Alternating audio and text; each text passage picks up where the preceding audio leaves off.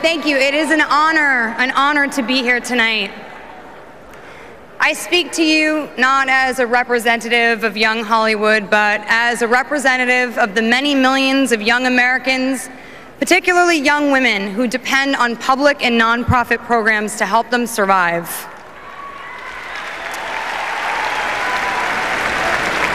I grew up in New York City. I grew up with 4 siblings. My father barely made enough to get by. We moved every year, and we finally settled in a housing development for lower middle-income families. We went to public schools and depended on programs for school transport and lunches, as did most of my friends. My girlfriends from high school to this day still depend on Planned Parenthood and often Medicaid for important health care services. In 2008, less than half of all eligible voters between the ages of 18 and 24 voted, less than half. Young America, why are we only speaking with half our voice when so many issues at stake here directly affect us?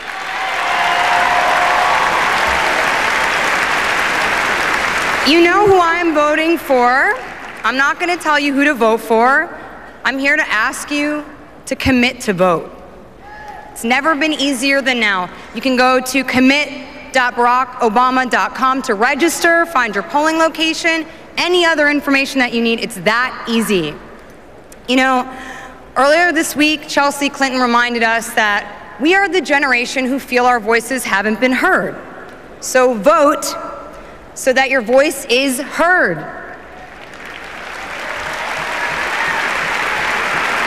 Over the last 2 days, we've been reminded of something that perhaps we forgot. What has been accomplished and what is at stake. Whether we can get health care, afford college, be guaranteed equal pay, all of these things are at great, great risk. And that's why I'm here today, to use whatever attention I'm fortunate enough to receive to shed the spotlight on what's at stake for all of us.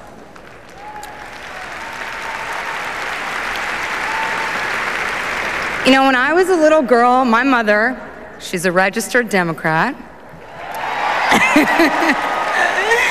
she would take me into the polling booth and tell me which buttons to press and when to pull the lever.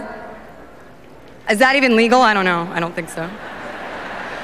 Anyway, I remember that excitement I felt in that secret box, and I felt like my mom's vote wasn't just about the candidate, it was about our family and all the families in our community, just like ours. This last election, I finally got to punch those buttons for real, for me. Man, I was so excited. I wore my I voted pin the whole day. It was my finest accessory. And this year, on November 6th, I am filled with that same pride, that same enthusiasm to press the button to re-elect President Barack Obama.